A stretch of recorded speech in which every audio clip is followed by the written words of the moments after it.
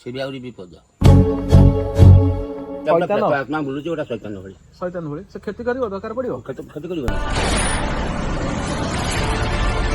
ଭୟଙ୍କର ଜିନିଷ ତାହେଲେ ଅଛି। ଭୟଙ୍କର ଜିନିଷ ଅଛି। ନମସ୍କାର ସାଙ୍ଗମାନେ, ଜୟ ଜଗନ୍ନାଥ। ତ ଆଜି ଗୋଟେ ନୂଆ ଫ୍ରେଶ୍ ଭିଡ଼ିଓକୁ ଆପଣମାନଙ୍କୁ ବହୁତ ବହୁତ ସ୍ୱାଗତ। ଆଜି ମୋ ବୋଉ ଆଜି ରୋଷେଇବାସ ଆରମ୍ଭ କରିସାରିଲାଣି। ତ ଆଜି କ'ଣ ସବୁ ଖାଇବାକୁ କରୁଛୁ ଟିକେ କହିଲୁ? ଆଜି ସନ୍ତୁଳା, ଭାତ ଆଉ କ'ଣ ଆଇଁଷ ତରକାରୀ ହବ। ଆଇଁଷ ତରକାରୀ କରିବ?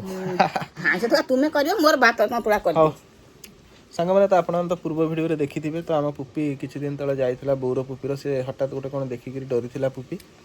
ତା ପାଇଁ ଟିକେ ଘରେ ବୋଉର ମନ ଟିକେ ଦୁଃଖ, କହିବା କଥା ତୁ କାହାକୁ ଟିକେ ଡାକିକିରି ଟିକେ ଆଣିକି ଦେଖା। କାହାକୁ ଆଉ ଡାକିବି, ତେଣୁକରି ମୁଁ ଜଣକୁ ଆଜି କହିଛି, ସେ ଆସିବେ, କ'ଣ ହବ ସବୁ ଦେଖାଯିବ ଆଉ। ତ ଆପଣମାନେ ଭିଡ଼ିଓଟି କାରବାର ନା ସେ ଜାଗାଟା ସବୁବେଳେ କାରବାର। ତାପରେ ଯେହେତୁ କଥା ଶୁଣ, ମୁଁ କୋଉ କାଳରୁ ଆସିଲିଣି, ମୁଁ ଏଗୁଡ଼ା ସବୁ ଦେଖିଥିଲି କି ଏବେ ଗୋଟେ କ'ଣ ନୂଆ କିଛି ଜଣା ପଡ଼ିଲା, ବୁଝିପାରୁନି। ଥରେ ମାନୁ କହୁଥିଲା ହେଇଗଲାଣି କିଛି ଦିନ। ମୁଁ ତ କେବେ ସେ ଜିନିଷ କେବେ ବି ରାତିରେ ଯେତେ କାରବାର ହେଇଛି କେବେ ମୁଁ କୌଣସି ଜିନିଷ ଦେଖିନି। କିନ୍ତୁ ଯେହେତୁ ମୋ ଝିଅ ମୋତେ କହିଲା ବାପା ଏମିତି, ମୁଁ ଡରିଗଲି ଟିକେ। ତେଣୁକରି ମୁଁ ତ ଟିକେ ସମୟ ସିଏ ବି ଗୋଟେ କଥା। ତାପରେ ସିଏ ବି ଆସିଲାଣି, ଯିଏ ବି ମୋତେ କହିଲା, ଆମ ଶଙ୍କରା ସ୍ତ୍ରୀ, ସେ କୋଉ କାଳରୁ ଆସିଲାଣି, ମୋ ପଛେ ପଛେ ସେ ଆସି। ସେ କ'ଣ କହିଲା, କହିଲା ଆଇ ଗୋଟେ ମାଙ୍କଡ଼ ରାତି 10ଟାରେ ତୁମ ଲାଟିନ୍ ଆଡ଼କୁ ଯାଉଛି। ମାଙ୍କଡ଼ ରାତିରେ ରାତିରେ ମାଙ୍କଡ଼ ତଳକୁ ଓହ୍ଲାଏ? ହଁ ଓହ୍ଲାନ୍ତି। ମୁଁ ଆଉ ଦେଖିନି, ମତେ କହୁଛି ଗଲା ତ ସିଆଡ଼କୁ, ମୁଁ କେମିତି ମୁଁ ବି ଦେଖିଛି, ସେ ବହୁତ ଥର ବି ଦେଖିଛି। ପ୍ରାୟ ମାଙ୍କଡ଼ ଯେତେବେଳେ ଥାନ୍ତି ସେ ଗଛରୁ ଓହ୍ଲେଇ କାରବାର ହୁଅନ୍ତି, ସେ କହୁଛି ଏଡ଼େ ବଡ଼ ଲାଙ୍ଗୁଡ଼ ତାର, ଜନ୍ତା ମାନେ। ସେ କହୁଛି ଲାଙ୍ଗୁଡ଼ ଏଡ଼େ ବଡ଼। ହଉ ତାହେଲେ ତୁ କ'ଣ କହୁଛୁ କହ? ତା କହିବା କଥା ଲାଙ୍ଗୁଡ଼ା ପୁରା ଏମିତି ଗୁଡ଼େଇ ହେଇଯିବ। ତୁ କ'ଣ କହୁଛୁ? କାହାକୁ ଡାକିବି? ଆଉ କାହାକୁ ଡାକୁନୁ, ଆଉ ସବୁବେଳେ ରାତି ପାଇଲେ କାରବାର। ସେ ଲାଟିନ୍ଟା ହେଇଛି, ସେ ବି ଯୋଉ ଜାଗା ଲାଟିନ୍, ଆମର ଗାଧୁଆର ଲାଟିନ୍ ହେଇଛି, ସେପଟେ କାରବାର ଟିକେ ହଉଛି। ଘର ଭାଙ୍ଗିଲା ପରେ ପାଣି ଫାଣିର ଟିକେ ଗାଧୁଆ ପାଧୁଆ ପାଇଁ ସେପଟେ ସବୁ ରଖିଛୁ। ତ ସେ ଜାଗାଟା ଟିକେ ଆମ ଘର ପାଖରୁ ଟିକେ ଦୂରରେ ରହୁଛି। ସେ ଜାଗାଟା ଟିକେ ଅନ୍ଧାରିଆ ରହୁଛି। କାରଣ ହଉଛି ବାଉଁଶ ଗଛ। ଠିକ ଅଛି, ତୁ ବ୍ୟସ୍ତ ହ ନା, ମୁଁ ତାକୁ କ'ଣ ବ୍ୟବସ୍ଥା କରୁଛି ଆଉ। ଆଜି ରୋଷେଇବାସ ସବୁ ବୋଉ ଆରମ୍ଭ କରିଛି। ମାନୁ ବର୍ତ୍ତମାନ ପୁଅର କାମ ସାରି ଏବେ ଗଲେ ଗାଧୋଇବା ପାଇଁ। ଗାଧୋଇକି ଆସିଲା ପରେ ସିଏ ଇଏ କରିବ। ମୋ ପାଟିଟାକୁ ଆଜି ଟିକେ ନାଲି ହେଇଯାଇଛି, କାଲି ଡିଲକ୍ସ ମିଠା ପାନ 2 ଖଣ୍ଡ ଖାଇ ଦେଇଛି। ତୁ କ'ଣ ପାନ ଖାଇବୁ ନା? ଫେର ଖାଇଲୁ? ଖାଇବିନି କହୁଛୁ? ତାହେଲେ ଗୋଟେ ସତ ରହିବ ସାଙ୍ଗମାନେ, ମୁଁ ପାନ ଖାଇବିନି। କିନ୍ତୁ ତୁ ଗୋଟେ ମୋ କଥା ଯଦି ରଖିବୁ, ତାହେଲେ ମୁଁ ପାନ ଛାଡ଼ିଦେବି, ମୁଁ ତୋ କଥା ରଖିବି। ମତେ ସେ କଥାଟା ପସନ୍ଦ ହେଲେ ରଖିବି। ବେଶୀ ନାହିଁ, ଟଙ୍କା 2 ଲକ୍ଷ ଖଣ୍ଡେ ଟଙ୍କା ଦେଇ ଗୋଟେ ଗାଡ଼ି ଆଣିବା। ଗଲା ଆଉ, ମୋ ବୋଉର ଫ୍ୟୁଜ୍ ଏଇଠି ପଳେଇଲା ଆଉ। ଫ୍ୟୁଜ୍ ଉଡ଼ିଯିବନି? ତାହେଲେ କହିଦେ, କହ ତୁ ପାନ ଖା, କହ। ପାନ ଖାଇବା କଥା କହିବି ମୁଁ? ତୁ ରୋଜଗାର କରୁଛୁ ପାନ ଖାଇକିରି, ବେଶୀ ରୋଜଗାରିଆ ହଉଛୁ। ବୋଉ ତୁ ଗାଧୁଆ ପାଧୁଆ କରୁନୁ? ମୁଁ ଗାଧୁଆ ପାଧୁଆ ସବୁ ସାଥେ ଯାଇକି ସରିଗଲାଣି। ଆଉ ମୋ ପୁଅ କ'ଣ କରୁଛି? ତୋ ପୁଅ ସେଇଠି ଶୋଇଥିବ। ତୁ ମୋ ପୁଅ ପଦାକୁ କାହିଁ ଆଣୁନୁ? ନାଇଁ, ତାକୁ ଥଣ୍ଡା ପବନ ହଉଛି, ଥଣ୍ଡା ହବ। ଥଣ୍ଡା ହବ ତେଣୁକରି ଆଣୁନୁ ନା। ଆଉ କ'ଣ ଚାଲିଛି? ରୋଷେଇ କରୁଛ? ମାଛ ଭଜା ଚାଲିଛି ସାଙ୍ଗମାନେ। ଦେଖନ୍ତୁ, ମାଛ ମୁଣ୍ଡ ହେଇଗଲାଣି, ଏଇ କୁହୁଳିଲାଣି କଡ଼େଇ। ଖରାପ ହେଇଯିବ ତରକାରୀ, କାଢ଼। ଆଜି ଅଳ୍ପ ମାଛ ଆଣିଛି, ଖିଆ ହେଇଯିବ ବର୍ତ୍ତମାନ। ରୋହି ମାଛ, ଦେଶୀ ରୋହି ମାଛଟା। ମାନେ ବର୍ତ୍ତମାନ ତେବେ ତାକୁ ତରକାରୀ କରିବେ। ତରକାରୀ ପାଇଁ ଦେଖନ୍ତୁ, ଆଳୁ, ବିଲାତି ସବୁ କଟା ହେଇକି ରହିଛି। ଆଉ ଟିକେ ତେଲ ପକେଇଲନି ନା? ତେଲ କମ ନାହିଁ, ସୋରିଷ ତେଲ। ଆସନ୍ତୁ ବୋଉ, ବାବାଙ୍କୁ ବସାଅ। ଆସ ଖଟ ଉପରକୁ ଆସ। ଚାଲିକି ଆସିଲେ? ଆଉ ମୁଁ ତ ଏ ରୋଷେଇବାସରେ ରହିଯାଇଛି। ହଁ, ଖଟ ଉପର। ଏବେ ଆଉ ଆସୁନାହାନ୍ତି, ବାପା ଥିଲାବେଳେ ଆସନ୍ତି ନା। ଆଉ ତମ ପାଇଁ ଆଜି ରୋଷେଇବାସ ହେଉଛି, ଏଇଠି ଆମର ଖିଆପିଆ ହବ। ଆଉ ବାପାକୁ ତ କହିକି ଯାଇଥିଲି, ମୁଁ କହିଲି ବାଉଁଶ ବୁଦାଟା ଉଠା, ସେ କର ଗୋଟେ ପ୍ଲେଟ ଭଳିଆ ହେଉଛି। ଘର ତ ଫୁଟୁଥିଲା, ଘର ବି ଟକମକ ହେଉଥିଲା। ହଁ, ସେ କ'ଣ କହିବ, ମୁଁ ଏତେ କାରବାର ହୁଏ ଏମିତି କୋଉ ଦିନ ଆମେ ଜାଣିନଥିଲୁ। ମୁଁ ଏକାଠିଆ ଫେରେ ରହୁଥିଲି ନା କାଇଁ। ଆଉ ଏମିତି ଏଠି 2 ବର୍ଷ ହେଲାଣି ଆମେ ସବୁବେଳେ ପାଇଁ ଏଠି ସେଇ ପଦାରେ କାରବାର ହଉ। ତାପରେ ସେଠି ବି ଲାଟିନ୍ଟା ହେଇଛି, ଗାଧୁଆ ପାଇଁ ସେଠି ନଦିଆ ଖନ୍ଦିଆ ବସି ପାଣି ମରା ହେଉଛି। କାରଣ ଏମିତି ମୋ ନାତୁଣୀ ଏମିତି ଦେଖିକି ଯୋଉ ଭଳିଆ ହେଲା, ତା ରାତିରେ କୁହ ନା। ନାଇଁ, ସେ ବାଉଁଶ ବୁଦାଟା ଉଠେଇ ଦିଅ ପୁରା। ମୁଁ ଆଗରୁ ବି କହିକି ଯାଇଥିଲି, ବାବା ଥିଲେ, ମୁଁ କହିକି ଯାଇଥିଲି। ବାପା ଥିଲା। ଆମେ ଯିବା ଟିକେ ଦେଖିବା, ସେଠିକି ଯିବା ଟିକେ ଦେଖିବା କ'ଣ ହେଇଛି। ମୁଁ କହିଥିଲି ବାବାଙ୍କୁ ଟିକେ ଆସିବା ପାଇଁ। ଆମର ଏଇ ଯୋଉ ଜିନିଷଟି ଆପଣ ମାନେ ଭିଡ଼ିଓରେ ଦେଖିଥିଲେ, ତେଣୁକରି ବାବା ଆସି ବର୍ତ୍ତମାନ ପହଞ୍ଚିଲେ। ମୁଁ କହିଲି ଯିବା ଟିକେ ଦେଖିବା ସେ ଜାଗାଟାକୁ, କ'ଣ ଆକ୍ଚୁଆଲି ଜିନିଷଟା କହିବେ ସିଏ ଆଉ। ଏପରି ବି ମାନୁ ରୋଷେଇବାସ ଥଣ୍ଡା ବୁନା ଆରମ୍ଭ କରିଦେଇଛନ୍ତି ଦେଖନ୍ତୁ। କିଆ ବୁଦା ସେ ଜାଗାରେ କିନ୍ତୁ କିଆ ବୁଦା ଅଛି ଏପଟେ କେତକୀ ଅଛି ସେପଟେ କିଆ ଅଛି। ବାସ୍। ବାବାଙ୍କ ପାଇଁ ଟିକେ ଚା ଟିକେ ବସାଅ। କିନ୍ତୁ ଏ ତ ଆଇଁଷ ହେଇଛି। ଆଇଁଷ ନାଇଁ ହେଇଯାଇଛି। ନାଇଁ ଚା ଫା।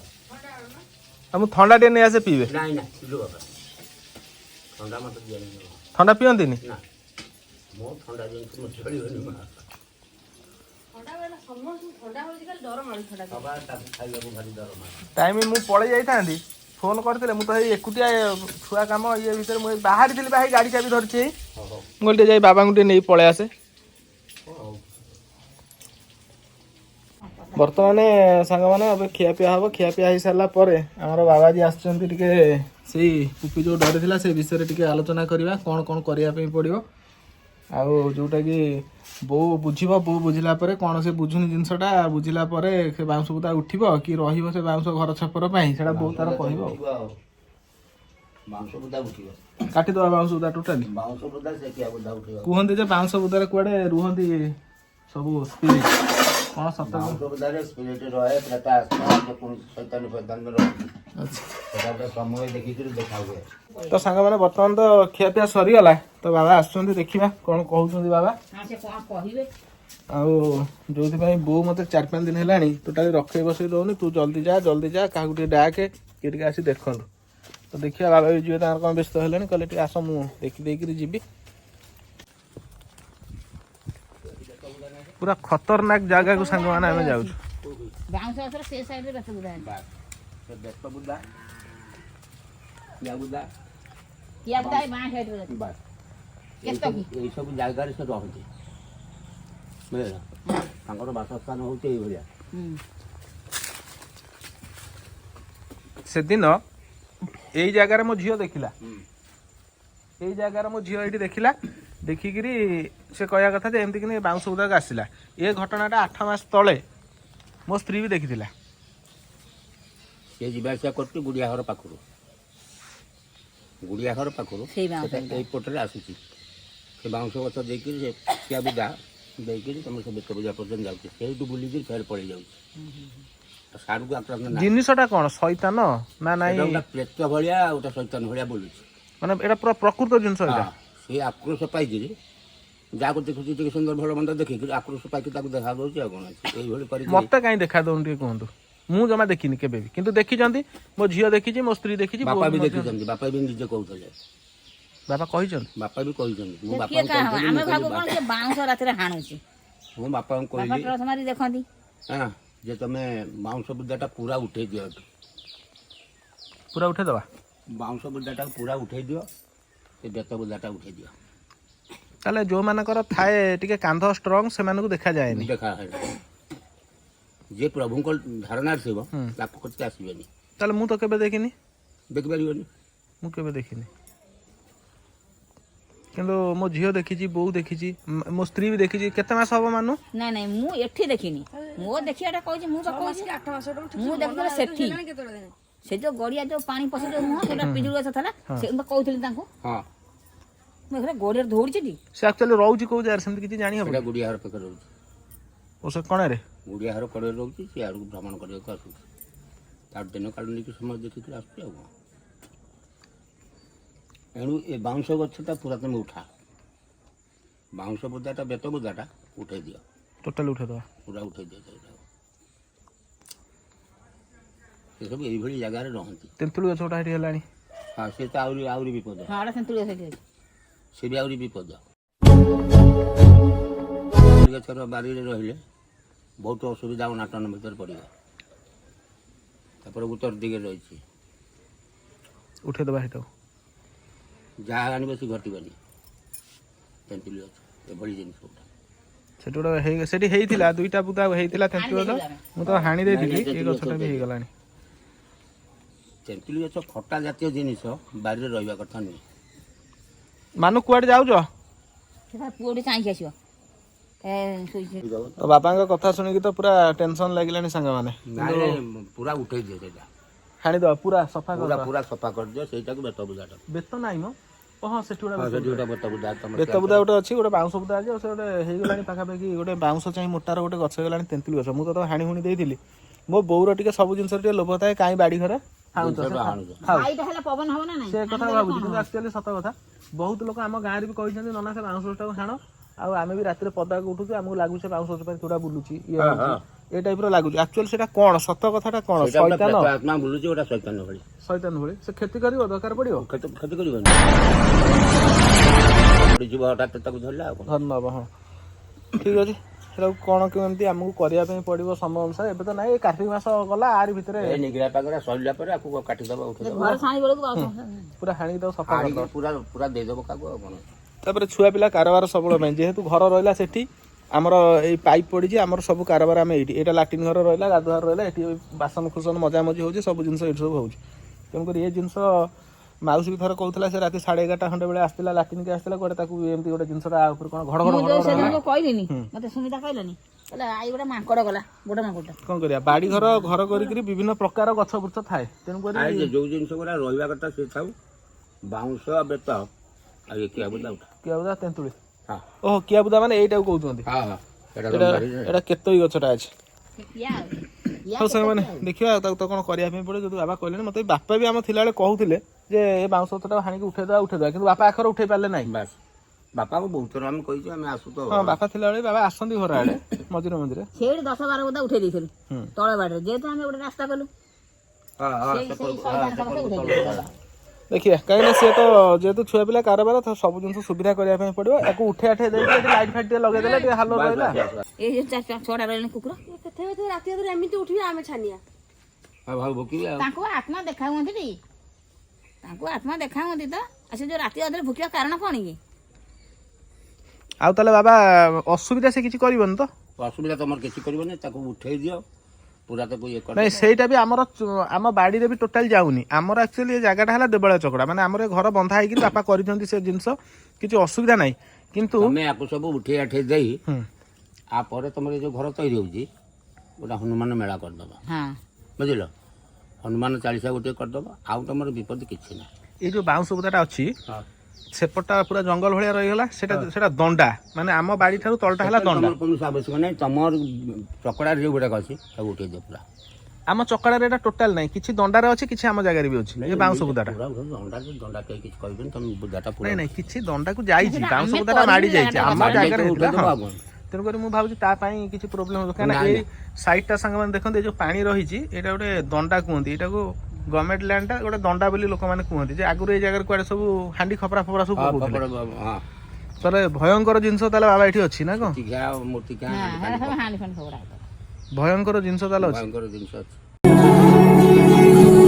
ରୂପ ପରିବର୍ତ୍ତନ କରିବ ନା ପରିବର୍ତ୍ତନ କରିକି ଯାହା ଟିକେ ସୁନ୍ଦର ରୂପ ଦେଖିଲା ସେ ଆସିକି ଆଟାକ୍ କରିବ ଆଉ କଣ ଏମିତି ନାଇଁ ସିଏ ବି ରୂପ ପରିବର୍ତ୍ତନ କରୁଥିବେ ମାଙ୍କଡ କୁକୁର ଷଣ୍ଢ ରୂପ ପରିବର୍ତ୍ତନ ତାର ଅନେକ ରୂପ ଆସିବ ଆଉ ମାଙ୍କଡ ଆସିବ ମଣିଷ ଆସିବ ଷେଣ୍ଢ ହଂସ ଆଉଛି କିମ୍ବା ଇଏ କଣ ଗୋଟା ସିଂହ ଆଉଛି ଏଇଭଳିଆ ସବୁ ଦେଖେଇବ ଆଉ କଣ ଏ ଭାଇ ପୁରା ଡର ମାରିଲାଣି ଯାହା ବି ହେଲେ ତାକୁ ଆଗାମୀ କିଛି ବାଉଁଶ ତୁ ହାଣ ବାଉଁଶ ଗଛ ତେନ୍ତୁଳି ଗଛ ନାଳ ସେପାଖରେ ଥାଉ ଘର ଛାଣି କରିବ ଏଇଟା ଉଡେଇଦବା ଆଉ ବାଡା ଦେଇଦବ ନାଳ ସେକର ଅଛି ସେପଟେ ଯୋଉଟା ଅଛି ନାଳ ସେପଟେ ନାଳ ସେପାଖରେ ଆମର ଅଛି ଚାରିବୁଦା ଖଣ୍ଡେ ବା ଏଇଟା ଘର ଚକଡା ଭିତରେ ଅଛି ମାନେ କ୍ଷତି କରେ ହଉ ବୋଉ ବାବାଙ୍କ ପାଇଁ ଆଣିଥିଲି ଗାମୁଛା ଦେଇଦେଲ ଆଣିଥିଲୁ ନା ମୁଁ ଦେଇ ଦଉଛି ଯୋଉ ବାବାଙ୍କ ପାଇଁ କିଛି ତ ଆଣିପାରିଲିନି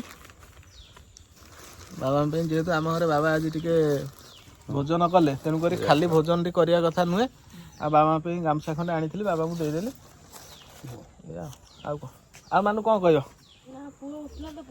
ନାଇଁ ଟିକେ ପାଖକୁ ଟିକେ ଆସ ଏଇଠିକି ଆସ ମାନେ ବାବା କହିବା କଥା ଯେ ଜାଗାରେ ପୁରା ଭୟଙ୍କର ଖତରନାକ ଜିନିଷ ଅଛି ଯୋଉଟା କି ସେ ଲୋକ ଦେଖିକିରି ବାହାରିବ 2-3ଟା ପ୍ରକାର ରୂପ ଦେଖେଇବ ଏମିତି ସେ ଜିନିଷ ଗୁଡାକ ତମେ ତାକୁ ହଟେଇ ଦେଲେ ଗଲା ଆଉ କଣ ଆମେ ଡରିକି ଛାନିଆ ଇଏ ଆଉ ରାତିରେ ପଦାକୁ ବି ଆସିବନି ନାଇଁ ବାପା ଥିଲାବେଳେ ଏ କଥା ତୁ ଶୁଣିଛୁ କେବେ ନାଇଁ ବାପା କହନ୍ତି ଯେ କିଏ ରାତିରେ ବାଉଁଶ ଆଣୁଛି ଚାଲେ ଟ୍ରଚ ନେଇକି ଯିବା ଆଉ ତାହେଲେ ବାବା ବି ସେ କଥା କହୁଛନ୍ତି ଆଉ ଯେ ତମ ବାପା ଥିଲାବେଳେ ତ ମତେ ଏ କଥା ବହୁତ ଥର କହିଛନ୍ତି ଆମେ ବି ନିଜେ କହିଛୁ ବାଉଁଶ ଗଛଟା ଉଠେଇ ଦିଅ ବେଲ ଗଛ ସେଟା ତମର ଅସୁବିଧା କିଛି ଆମେ ବେଲଟା ଭାବୁଛୁ ଆମର ଆକ୍ଚୁଆଲି ସାଙ୍ଗମାନେ ଏଇ ଯୋଉ ଚକଡାଟି ଆମେ ରହିଛୁ ଏଇଟା ବାପା କୁହନ୍ତି ଚକଡା ଆମର ବନ୍ଧା ହେଇଛି ଚକଡା ବନ୍ଧା ହେଇଛି ଚକଡାରେ କିଛି ନାହିଁ କିଛି ନାହିଁ ତମେ ଏସବୁ ଜିନିଷ ଉଠେଇ ଦେଇକିରି ଗୋଟେ ହନୁମାନ ଚାଳିଶା କର ବଜରଙ୍ଗୀ ଜିନିଷ କର ବାସ୍ ଆଉ ଯେହେତୁ ସେପଟା ଦଣ୍ଡା ରହିଗଲା କାଳେ କିଛି ଅଂଶ ଦଣ୍ଡାକୁ ମାଡି ଯାଇଥିବ ଦଣ୍ଡାର କିଛି ଜାଗା ଆମ ଜାଗାକୁ ପଳେଇ ଆସିଥିବ ଏଇ ଜିନିଷ ଯଦି ଥିବ କିଛି ବେଲ ଗଛଟା କଣ ହାଣିଦେବା ଟ୍ରାକ୍ଟର ଆସିବ ଧାନ ଟ୍ରାକ୍ଟର ନା ମୂଳରୁ ହାଣିବା ନା ନାଇଁ ଛାଡ଼ିଦେବା ଏପଟେ ହାଣିଦେବା ଏଇପଟେ ଉଞ୍ଚି ଦିଅ ଧାନ ଟ୍ରାକ୍ଟର ତ ଏଇ ବାଟେ ଆସିବ ଏଇ ସାମ୍ନାରୁ ଉଞ୍ଚି ଦେବ ଦୁଇଟା ଡାଳ ଆଉ କଣ ମୂଳରୁ ହାଣିଲେ କିଛି ହବ ନାଇଁ ମୂଳଟା ହାଣ ନା ହାଣି ହାଣି ବେଲ ଗଛ ଖାଉ ବେଲ ଗଛ ଗୋଟା ପୂଜାପୂଜି ହେଉଛି ବହୁତ ଦିନର ଗଛ ଇଏ ମୁଁ ତ ଭାବୁଛି ଏ ଟୋକା କହିକିରି ଏଇ ଟୋଟାଲ ତାକୁ ଛେଦି ଦେବୁ ଏଇ ଡାଳଟା ଏଇଟା ଉଞ୍ଚି ଦେଲେ ଟ୍ରାକ୍ଟର ପଳେଇ ଆସିବ ଆଉ କଣ ଅଛି ମୂଳରୁ ହାଣିବାକୁ କାଇଁ ହଉ ବାବା ଆପଣଙ୍କୁ ନେଇ ଛାଡ଼ିକି ଆସିବି ନା ଛାଡ଼ି ଦେଇକି ଆସିବାକୁ ପଡ଼ିବ ହଉ ଯିବି ଛେଦିଦେବା ହଉ ବାବା ତ କହିଲେ ଆପଣମାନେ ବି ଶୁଣିଲେ ଭିଡ଼ିଓଟିକୁ ଆପଣମାନେ ତ ଦେଖିଲେ ତ ଆଗ ଭିଡ଼ିଓରେ ବି ଆପଣମାନେ ଦେଖିଛନ୍ତି 2-3 ଦିନ ପୂର୍ବରୁ ଗୋଟେ ଭିଡ଼ିଓ ଆମେ ପବ୍ଲିକ୍ କରିଥିଲୁ ତ ତେଣୁକରି ମନ ଭିତରେ ଗୋଟେ ଛନକା ଥିଲା ଯେ କ'ଣ ଆକ୍ଚୁଆଲି ଜିନିଷଟା ବୋଉ ବି ମୋତେ ଏଥର ବହୁତ ଥର କହିଛି କିନ୍ତୁ ମୋର ଯେତେ ଦିନ କାରବାର ହେଇଛି ମୁଁ କେବେ କୌଣସି ଜିନିଷ ଦେଖିନି ଯେଉଁଟା ସତ କଥା ମୁଁ କହୁଛି ଯେହେତୁ ମାନୁ ଦେଖିଲେଣି ବୋଉ ବି ଦେଖିଲାଣି ପୁପି ବି ଦେଖିଲାଣି ତାପରେ ଆମ ଗାଁରୁ 2-3 ଜଣ ସ୍ତ୍ରୀ ଲୋକମାନେ ଯେଉଁମାନେ ସବୁ ବାହାରକୁ ଉଠନ୍ତି ରାତିରେ ସେମାନେ କୁହନ୍ତି ନନା ଏମିତି ଗୋଟେ ମାଙ୍କଡ଼ଟା ତୁମ ବାଉଁଶ ଆଡ଼କୁ ଗଲା ରାତିରେ କି ଗୋଟେ ଷଣ୍ଢଟା କାଳିଆ ଗୋଟେ ଷଣ୍ଢଟା ଗଲା କିନ୍ତୁ ସେ ଷଣ୍ଢ ନଥିବ ଆମେ ଦେଖି ସେ ଯେଉଁ କଥା କହେ ଅଦ୍ଭୁତ ଜିନିଷଟା ଯେଉଁ ଜିନିଷଟା ଆମେ କେବେ ତା ପରଦିନ ଆମେ ଦେଖିପାରୁନା ତେଣୁକରି ଟିକେ ମନ ଭିତରେ ଟିକେ ଗୋଟେ ଛନକା ଥିଲା ଡର ଟିକେ ଥିଲା ଆଉ ବୋଉ ମୋତେ 2-3 ଦିନ ହେଲାଣି କହିଲାଣି ମୁଁ ବି ଟିକେ ବାବାଙ୍କ ସହ ଭେଟ ହେଇପାରୁନି ଇଏ କରିପାରୁ ବାପା ଥିଲାବେଳେ ବାବା ଆସୁଥିଲେ ଆମ ଘରୁ କିନ୍ତୁ ଏବେ ତ ବାବା ଆସୁନାହାନ୍ତି ତେଣୁକରି ବାବା ଆଜି ଯୋଗାଯୋଗ ଏମିତି ଅଛି ବାବା ଆସି ପହଞ୍ଚିଲେ ହଠାତ୍ ମୁଁ କହିଲି ବାବା ଟିକେ ଏମିତି ପ୍ରୋବ୍ଲେମ୍ କ'ଣ ଟିକେ କରିବା ସେ ବାବା ବି ସେମ୍ କଥା କହିଲେ ଯେ ସେ ବାଉଁଶ ଗଛକୁ ହାଣିକି ଟୋଟାଲି ଉଠେଇ ଦିଅ ବେତ ଗଛକୁ ହାଣିକି ଉଠେଇ ଦିଅ ଆଉ ସବୁ ଜିନିଷ ଠିକ୍ ଠାକ୍ ହେଇଯିବ ସେ କିନ୍ତୁ ଯୋଉ ପ୍ରଥମ ଯୋଉ କଥାଟା କହିଦେଲେ ମୁଁ ପୁରା ସେଥିରେ କନଫର୍ମ ହେଇଗଲି ଯେ ଜିନିଷ ସେଇଠୁ ଆସୁଛି ସେଇଟା ପୁରା ଆମେ ସେଟା କଣଟା ସେଟା ଦଣ୍ଡାଟା ତାପରେ ସେ ସାଇଡ୍ଟା ଆଗରୁ ସେ ସାଇଡ୍ଟା ମୁଁ ମଝିରେ ତାଡୁଥିଲି ସେ ସାଇଡ୍ରେ କେବଳ ବାହାରିଲା ଖପରା ହାଣ୍ଡି ଖପରା ଯୋଉ ନୁହେଁ ମାଟି ହାଣ୍ଡି ଖପରା ପ୍ରବଳ ବାହାରିଲା ଗୋଟା ଗଛ ଟ୍ରକ୍ ଖପରା ତେଣୁକରି ସିଏ କେବେ 100-200 ବର୍ଷ ତଳୁ କି 500 ବର୍ଷ ତଳୁ ଅଛି ସବୁ ହାଣ୍ଡି ଫାଣ୍ଡି ପଳୁଥିଲା ଏ ଜାଗାଟା ହେଉଛି ସେଇଆ ସବୁ ଅଣ୍ଟୁଡ଼ି ସେ ଦଣ୍ଡାଟା ସୁଜିଆ ଏଇସବୁ ଜିନିଷ ଗୁଡ଼ାକ ହଉ ଯିବା ବର୍ତ୍ତମାନ ଟିକେ ବାବାଙ୍କୁ ଛାଡ଼ି ଦେଇକି ଆସିବା ସାଙ୍ଗମାନେ ତାପରେ ବାବା ମୁଁ ଗାଡ଼ି ଚାବି ଆଣେ ନାଇଁ ମୋ ବୋଉର ଟିକେ ଲୋଭ ଅଛି ଯେ ବାଉଁଶ ବୁଦାଟା ହାଣେ ନା ଖାଉ କିନ୍ତୁ ଉଠେଇ ଦେବାଟା ପୁରା ଠିକ୍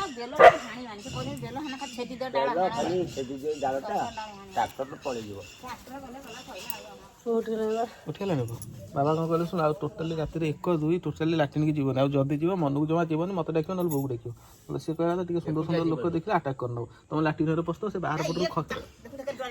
ବାହାର ପଟରୁ ଖିଡ଼ିକି ଦେଇକିରି ଲାଷ୍ଟକୁ ତ ସେ ଘରେ ଖାଲି ଖୋବିବ ସସ୍ମିତା ମିଶ୍ରକୁ ସସ୍ମିତା ଚିଲେଇଲେ ତ କବାଡ଼ି ଯାତେ ଆମେ ଘରେ ଶୋଇଥିବୁ